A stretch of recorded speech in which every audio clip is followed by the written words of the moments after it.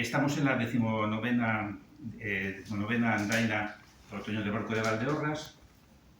Llevamos 19 años, pero ¿por qué se puede celebrar este tipo de andainas? Pues tenemos una serie de colaboradores que tenemos que agradecer.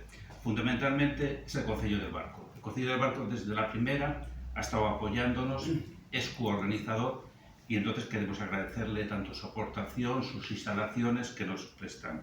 Tenemos la Federación Gallega de Montañismo también que nos apoya. Tenemos Diputación de Orense, Iberdrola y Gadis, Banco Mediolanum,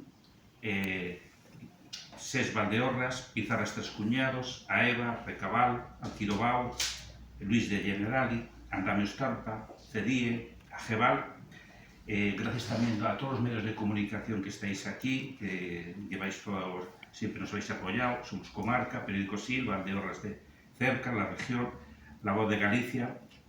También quiero hacer un agradecimiento por lo que pasó el año pasado. El año pasado hubo un error en la organización, no del Club Peña-Trevinca, fue un error mío, no pedir una autorización.